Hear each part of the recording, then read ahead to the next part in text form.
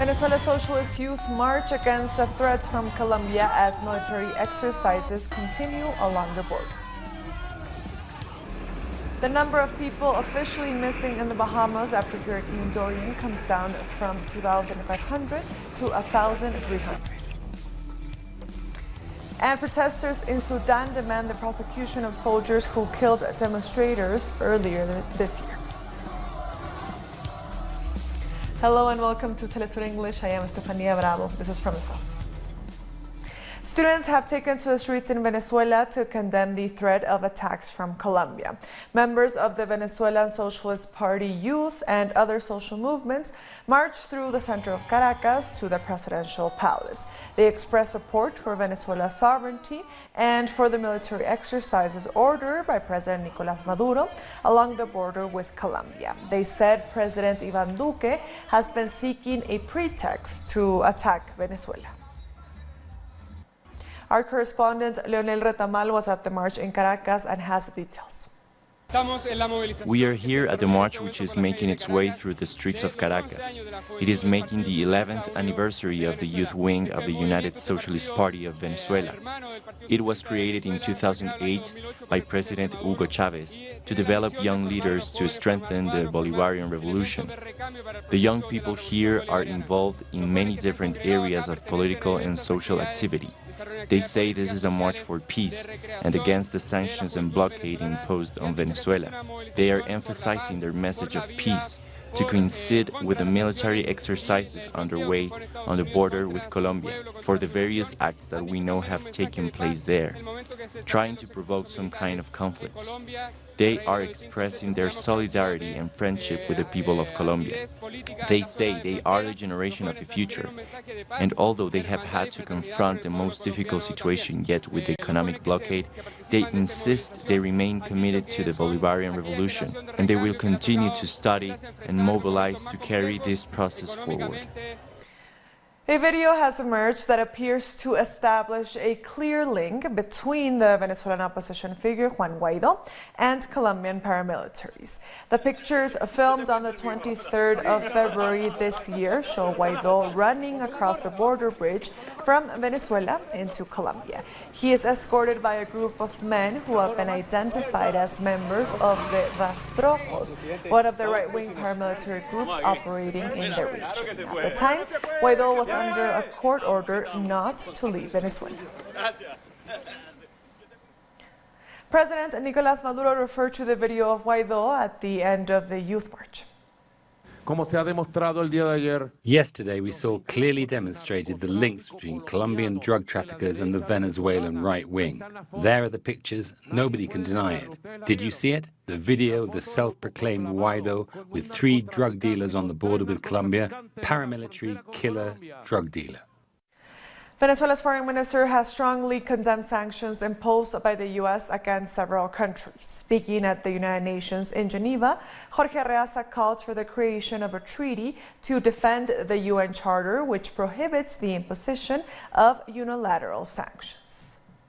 Last year, Alfred de Zayas, the then independent UN expert on the promotion of democratic and equitable international order, said the coercive unilateral measures against Venezuela is a crime against humanity. Iran's foreign minister called them measures of economic terrorism, and we agree with them on this. We insist they are criminal. Cuba has calculated the cost of the blockade for the past 60 years to almost $1 trillion. Those countries, our countries, should be compensated, as recommended by several bodies within this commission. The sacking of the U.S. National Security Advisor John Bolton has been welcomed by some of the oil-producing countries meeting in the United Arab Emirates. The OPEC ministerial meeting is reviewing the cut in production agreed between OPEC and non-OPEC producers. The ministers reported that overall commitments under the agreement have been more than met, even though Iraq and Nigeria have not been able to comply fully. The panel is being chaired by Venezuela's oil minister Manuel Quevedo, who lamented the impact on the oil market of U.S. sanctions like those promoted by John Bolton. There are always some advisors who want to impose their views. Corrections to that are always beneficial, especially if there are real changes that will allow the peoples of the world to pursue their development. That is very welcomed. And we hope that by the end of 2019, we will have good news, with a return of full stability. We don't want sanctions and economic warfare in any country to affect something as important as the world oil market and its benefits for the people. The Cuban president, Miguel Díaz-Canel, has appeared for a second night on television to explain the government's strategy to deal with energy shortages. The president said that there will be no need to apply extreme measures to deal with the effects of U.S. sanctions. Together with several of his ministers, the president explained that Cuba was not paralyzed and that basic services would be guaranteed. But he said things could not be normal when the United States was trying to deny Cuba access to finance and prevent fuel from reaching the island.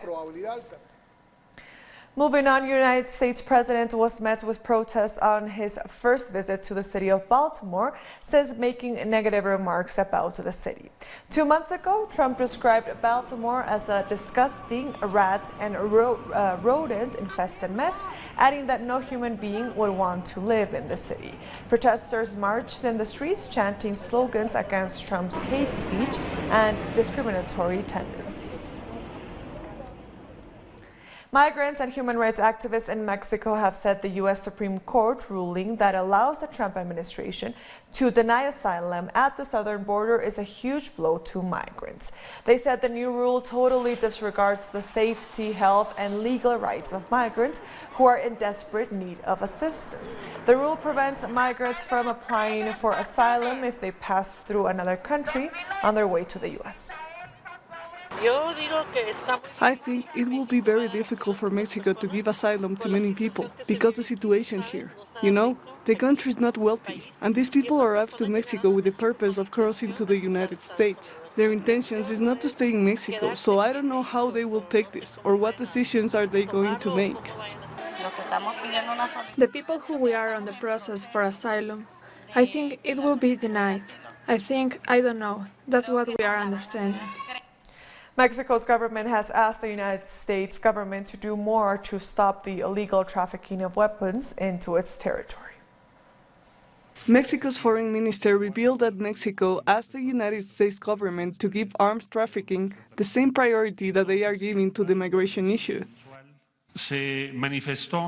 We stated that the goal of Mexico will be to end arms trafficking on the border. Our goal is not to reduce it, but to end it, and for that we need the involvement of the U.S. authorities. During the morning press conference, Ebrard, who's in charge of foreign policy, revealed that a binational commission has been created to address the problems that contributes to the illegal entry of weapons into Mexico from the U.S. side of the border. Mexico will be publishing monthly reports on how many weapons linked to crimes in Mexico come from the United States, so that we can have a reference on how this is going to decrease and we can achieve the goal of ending arms trafficking. In the meeting that was held with officials from the White House to evaluate the progress of the agreement on migration that was signed on the 7th of June and that ultimately stopped the plan by the Trump administration to impose tariffs on Mexican goods, Ebrard put on the table his country's concern about the trafficking of illegal arms and concerns about the wave of shootings and massacres that are happening in the United States, something which worries Mexican citizens.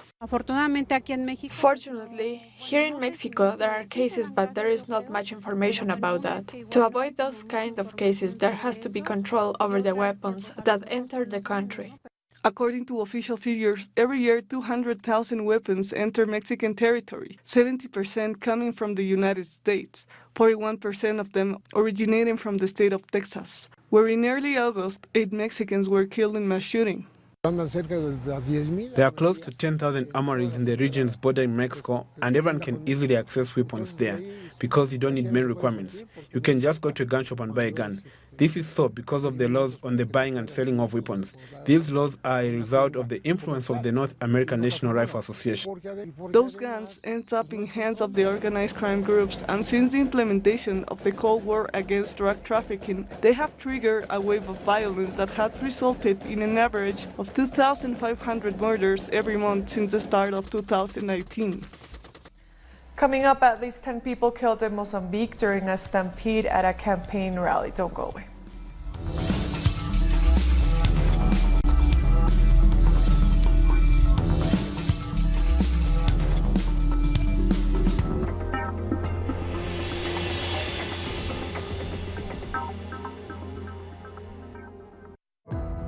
Our actions have an impact on the environment.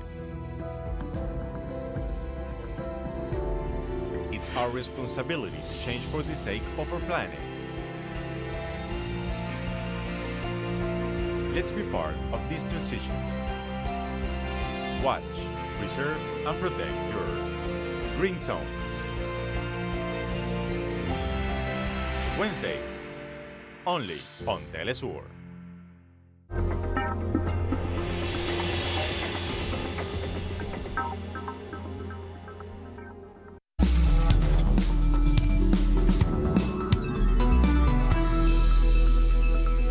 Welcome back to From the South. The number of people reported missing in the Bahamas after being displaced by Hurricane Dorian has dropped to 1,300. On Wednesday, the missing persons list stood at 2,500. The spokesperson for the National Emergency Management Agency confirmed that many of those earlier flagged as missing were safely housed at shelters. We are happy to announce that the number of missing persons registered with the government is going down daily.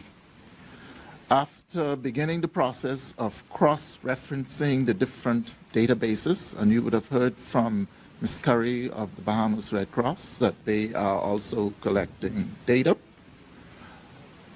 So after cross-referencing these databases, the registered persons who have evacuated the islands are now at 1,300 persons, and this is down from the 2,500 persons that I reported yesterday.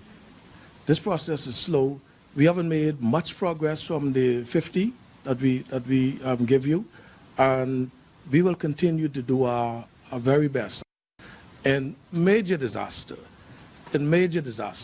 such as the magnitude of what went through in the Abacos and the Grand Bahama, it's going to take a long time before you can really say numbers. And you may never get the amount of numbers, but we have to do all within our power to make sure that we do our best and try to bring resolve to this issue. People in the Abaco Islands suspect that some of the highest concentrations of fatalities will be from a community known as the Mud. It's an illegally constructed shantytown in Marsh Harbor, mostly populated by Haitian immigrants. I'm putting in the thousands. People, like you say, the immigrants aren't documented anyway. Undocumented, so even if they miss them, you wouldn't know. So I'll put it in the thousands. Yeah. Thousands of people are missing. A 40-foot container rolling over shed, so it's thousands of people under those rubbles what are unaccounted for, you know. And I've been here 20 years and I've never seen anything so catastrophic. It's like all the previous hurricanes rolled into one. Hundreds of protesters took to the streets of Khartoum on Thursday, demanding the prosecution of soldiers who killed demonstrators earlier this year. They are demanding for the appointment of an independent head of judiciary and a prosecutor general to preside over the investigation into the killings. The protesters assembled outside the presidential palace in Khartoum, singing and chanting slogans calling for justice. About 100 people were killed in June when security forces violently crushed a sit-in outside the military headquarters.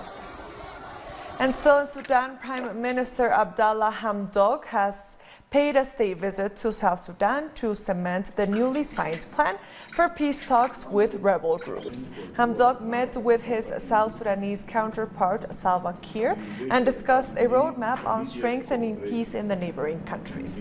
The two nations have been experiencing conflicts since 2011, when South Sudan gained independence from Sudan. My first visit outside Sudan will be to Juba, and we are here today. But looking for a very strategic, very distinguished relationship between our two nations. and the sky is the limit for this relationship. We hope to have a prosperous relationship that will address issues of trade, border issues, oil, movement, free movement of our people between the two. At least 10 people have been killed in Mozambique during a stampede at a campaign rally of President Felipe Nyusi.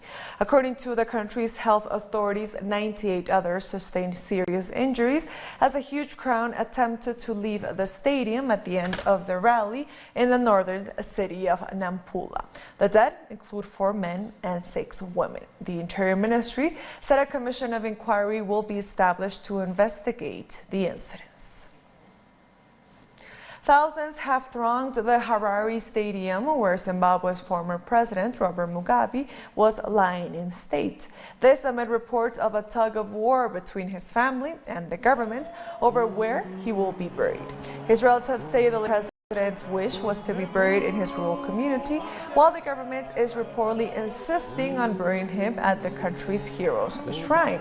Mugabe's nephew said the family is being coerced to go against his wishes. He adds that his uncle died a bitter man because his party betrayed him. I spoke this morning with Amai Mugabe. She instructed me to issue a statement, to disseminate a statement that she and the immediate family had put together. The statement is that they are being coerced by Emerson Mnangagwa to ignore President Mugabe's wishes on where his mortal remains should be interred. South Africa's Economic Freedom Fighters Party has held a memorial in honor of late Zimbabwean statesman Robert Mugabe. Party leader Julius Malema hailed Mugabe as a true Pan-Africanist who fought colonization and stood against imperialism in Africa. Several former ZANU-PF members who are in exile after the overthrow of Mugabe by the military in 2017 also attended the memorial. Malema is a well-known supporter and admirer of Mugabe and his policies, especially the land reform program.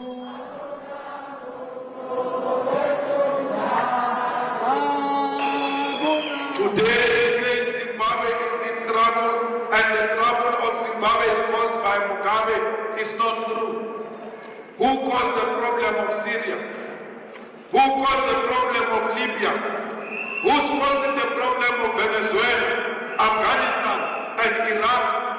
All those problems were caused by Mugabe. Destabilizing those countries were caused by Mugabe. What is common with all these countries, including Zimbabwe, is the fact that imperialism intervened. And we always know that when imperialism intervenes, it destabilizes countries, and those countries never recover. When they took their land, when they took their economy, the imperialists imposed sanctions on them. We challenge imperialism, lift the sanctions, and let's see if black people will never run a successful economy. Coming up after the break, protesters rally in Buenos Aires, Argentina against a Brazilian mayor. Don't go away.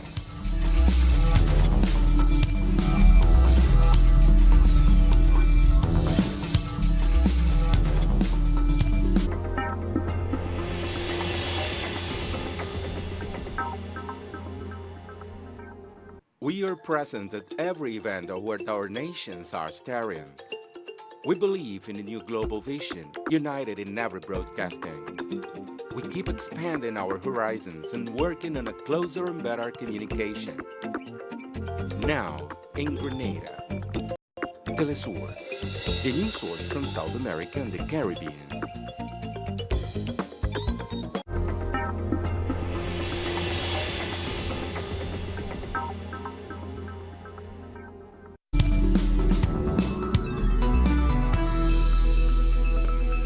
Welcome back to From the South. The lower house in Argentina has given initial approval to an extension of the food emergency law demanded by social movements. Protesters gathered outside the Congress as the debate took place. The bill was passed by 222 votes in favor and none against. It means the food emergency will be extended to the 31st of December 2022, and it mandates the government to increase funding for the emergency food program every 3 months. Shortly after the vote, the police used force against a group, including women and children, who were demanding more food supplies. Our correspondent, Sarina Roth, got caught up in the repression. Moments of high tension here in Buenos Aires, where the police have used pepper spray against demonstrators outside the Social Development Ministry. They came here to demand food supplies for the community kitchens and more support for the increasing number of unemployed. This has been clearly excessive use of force. There are mothers with children here just asking for a bowl of food, and you can see how they are treated. Protesters have rallied in the Argentine capital against a Brazilian mayor who attempted to ban a comic book featuring two men kissing. Dozens of demonstrators gathered in front of the Brazilian embassy to condemn Rio de Janeiro's mayor, Marcelo Crivella. Crivella attempted to ban sales of LGBTQ-themed books at the Rio International Book Fair. He claimed that an Avengers comic book showing a kiss between two male superheroes was unsuitable for minors.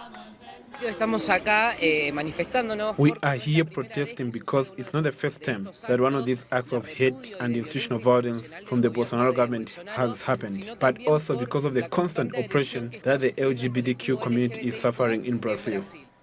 Wildfires in the Chaco region in Paraguay are still not under control. Our correspondent Osvaldo Sayas has more. Here in Bahia Negra, the struggle continues to put out the wildfires in the Paraguayan Chaco. The work intensified at the Nupona Ranch, 20 kilometers from the center of Bahia Negra, where the military are trying to put three big blazes. There's been a noticeable lack of volunteer firefighters. There's also no sign of the environmental prosecutors team who were assigned 3 weeks ago to verify if the fires were started deliberately by cattle ranchers. And we have heard nothing about their investigations or any charges being brought in such cases. Let's remember that around 69,000 hectares have been affected so far, according to the National Forest Institute's last reports. So we are still waiting for volunteer firefighters to arrive here in Bahia Negra, and there are not only wildfires here in the western region, but also reports of huge fires in the Salto de Guairá region on the border with Bolivia. A group of environmental activists in the north of Honduras have been sent to a maximum security prison where they are not even allowed visitors. Their communities say they fear for their lives. In the community of Guapinol, people began a struggle to get the mining company, Pinares Investments, out of the region. They say it threatens their river. As a result, the leaders were charged and 9 of them sent to prison. We want to tell the public that these defenders of water and life have been subjected to torture and other cruel, inhuman treatment by the prison authorities. One of them was dragged to prison in his underwear. Both the lawyers and relatives of the environmental activists have gone to various local organizations to try to get justice for the prisoners, who have been treated as though they were dangerous criminals. It is very sad what they are going through. My daughters are very close to their father, and I have come here to ask these organizations, like CONADE, to help us get at least a family visit. Honduras has been described by international bodies as one of the most dangerous countries in the world for environmental campaigners. More than 150 of them have been killed in the last 9 years, and more than 500 have been put on trial, while 300 mining concessions have been granted without public consultation. When they send leaders with no criminal record to high-security prisons, they are sending a clear message to all those who defend their land and the environment. In the face of powerful mining interests, the Honduran courts give way and punish those in the communities who resist, while in other cases, like the murder of the environmental leader Berta Cáceres, the law moves slowly and reaches no conclusion. Sí se le aplica el sistema de justicia. Justice is served on the people, but not on those who control the justice system. I am talking about this group that has raided the country, which controls it, and which has turned it into a dictatorship.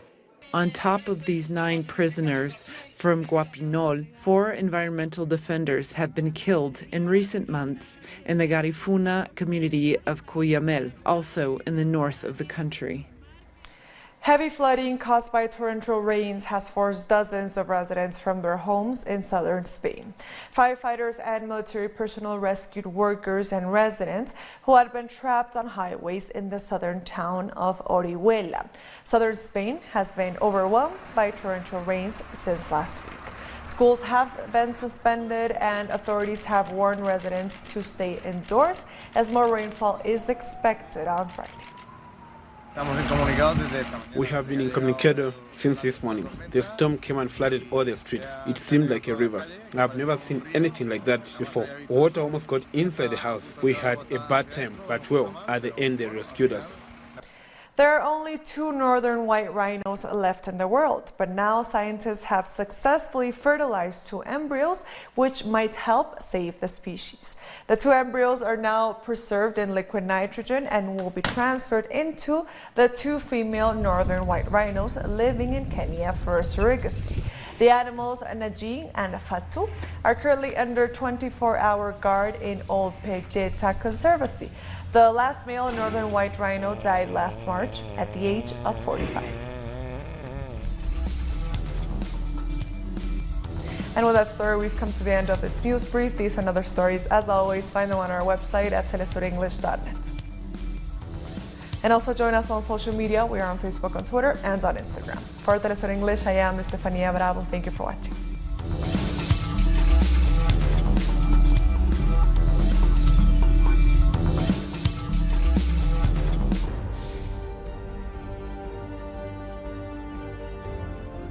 Acompañamos a los pueblos que resisten en cada una de sus luchas.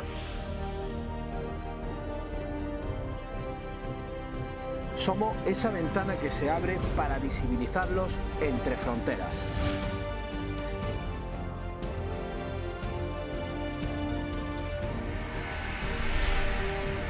Thursdays, only on Telesur. 为了保持身体健康，我冥想。 Para mantenerme saludable, yo corro. To keep myself healthy, I study. Για να διατηρηθώ υγιής, τρέφομαι σωστά. Para mantenerme saludable, yo bailo. Para mantenerme saludable, yo purifico mi espíritu a través del cuerpo. ¿Y tú? Get your body. Tuesdays, only on Telesur.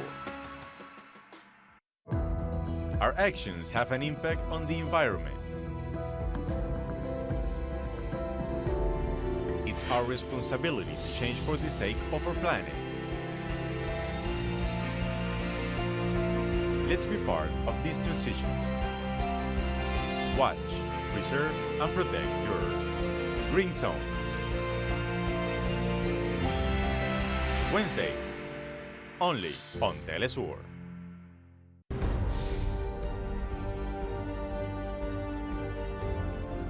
Acompañamos a los pueblos que resisten en cada una de sus luchas. Somos esa ventana que se abre para visibilizarlos entre fronteras.